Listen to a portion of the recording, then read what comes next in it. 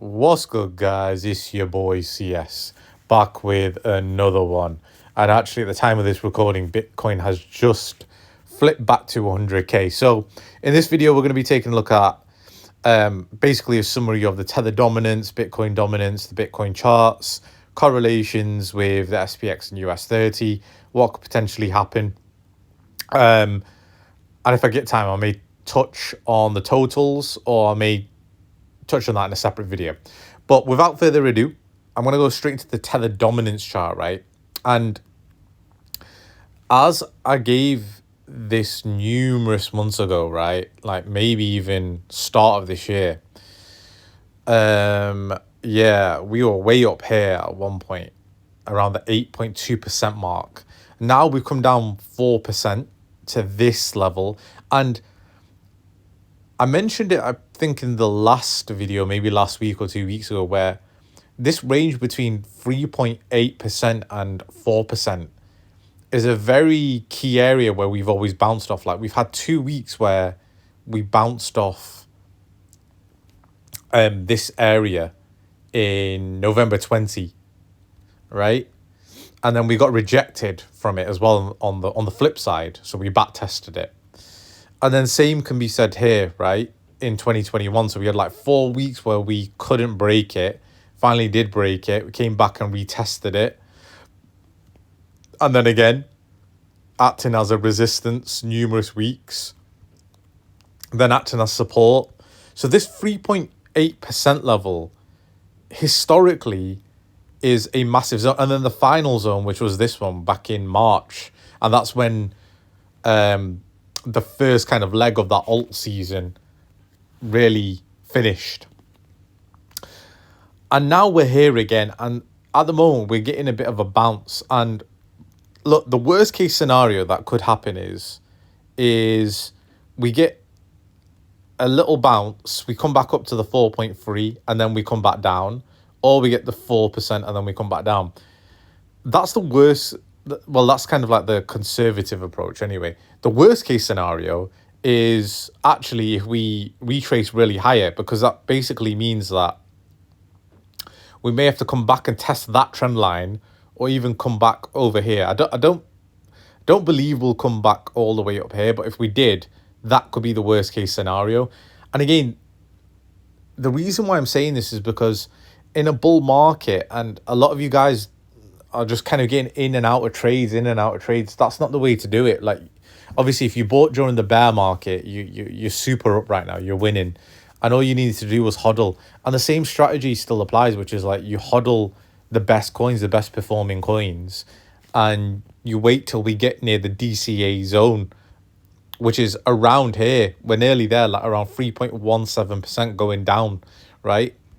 And I think that's where the sweet spot of this cycle potentially just ends here. And as you can see, I've got this kind of like falling wedge pattern. If you look at the two turquoise lines making this triangle, right? If we come down here, we could just get a back test around here in like January, come back up and then come back down, right? In April, May, and then that's the end of the first wave of the alt season. And then we get a second one maybe in like August, September. Obviously, we can look at that later on. But for now, I'm kind of looking at this data, which is telling me, really, we could come back down here. And that could signal the actual bounce. Now, looking at the correlating dominance chart, I've gone through this many a times, so you guys should be very, very familiar with it. And I did mention finally alt season like 2 weeks ago, and look what's happened since. Bang, bang. Absolute mayhem. And we've broken this trend line so far. Looks like we've got 10 hours. I really don't think Bitcoin's going to do a crazy move where we end up above this trend line. But next week, I do suspect that Bitcoin may come out firing when we come and back test this trend line. As I did say, I always wanted to see a back test of the 57.3 region. And we basically got that. We got it here, where it came back up. And literally, I got it bang on the money again, because that's what you want to see. You want to see back tests of this.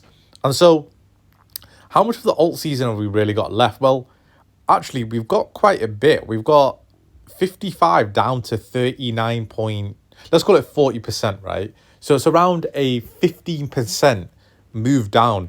And the reason why I say this is because historically, when we look at the previous two cycles, the alt season bottomed out in January 2018, right? And that was at 39.93% basically. As you can see here, like it went down, it acted as resistance and support, and then that was it. That was the end of that alt season. And then here, this ended in April, May, let's call it, alt season.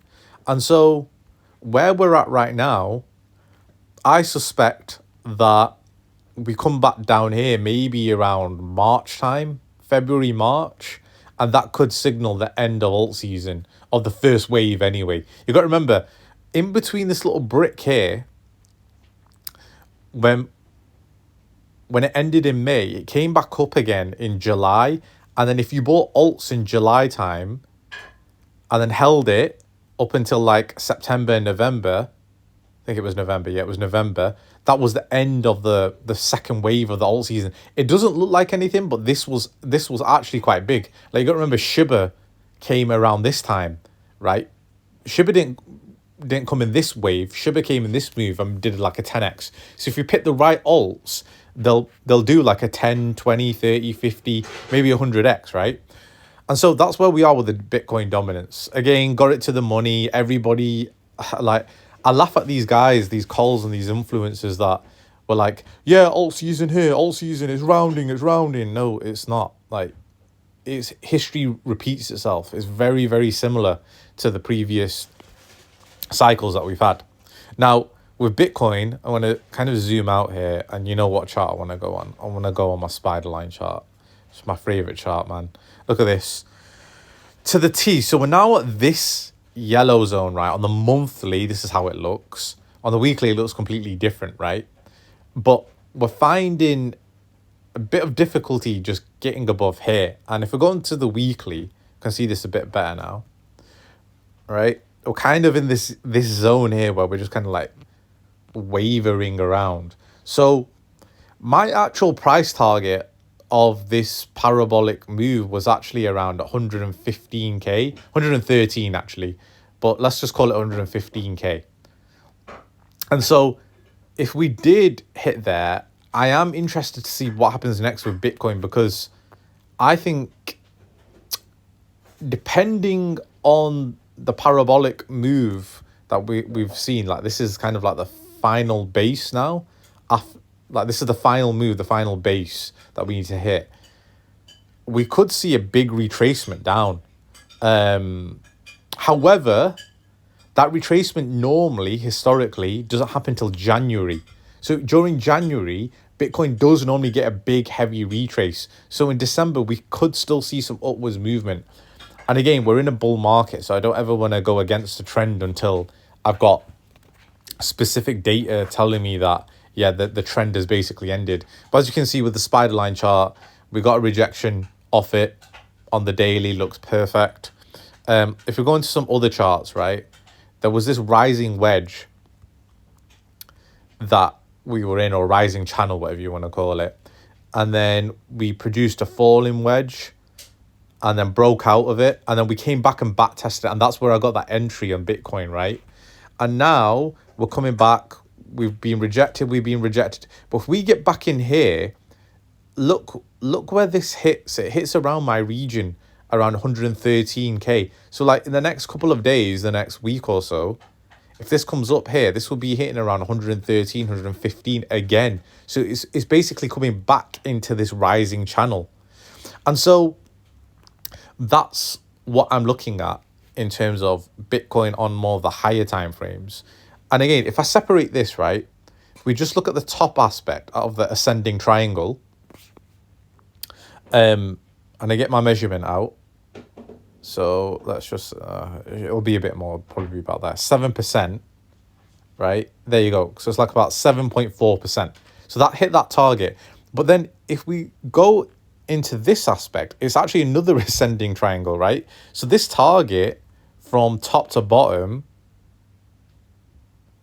I want to say this one starts here. You could argue it goes even further than that, though, to be honest. As in, you could even argue the measurement should start there. As in, like, this is the big ascending triangle. So, like, it's here, going up there, 14%. And then, as you can see, it's back testing it on there. Yeah, 113K. That's basically my target. So it's back tested it yesterday, and today has back tested it. And now I want to see 113K get hit. And that's where I think a take profit region is in for Bitcoin, if you're trading just Bitcoin alone. Right? Onto some other charts. So the point of control chart kind of says it all as well, which is back tested here, the point of control, flipped it as support, and now we need to go and attack this again. I have this pink horizontal line. Oh, okay. Very interesting. So check this out. This pink horizontal line has historically been a resistance zone for Bitcoin since 2016. So from 2 cycles ago. And actually, this could signal the top anywhere around here, because we've always hit this pink line. And it's really, really difficult to see with all the other horizontal lines. But if you just focus on this line here, it's hit here. It's hit the tops, both tops, by the way, in 2021. And now we're on the money, right? We're right there where the top is. So this is signaling a top from a technical analysis standpoint. And that's just something else to be wary of, right? Final chart.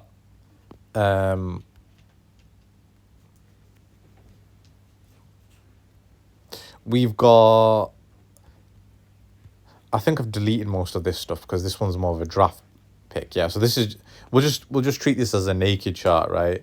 At the moment, looking very, very bullish. Again, if it gets back into that rising channel, more bullish. Now, the final thing I wanted to show you guys was something that I've been spending a lot of time with, and I was just taking my trading to a different level, and it's what all the pros use. So if you go onto that icon there, onto this icon there, so 3 dots, chart type, volume footprint, what it does is it tells you what's happened in a candle. It's like a story. So you get to see what's happening in a candlestick, right?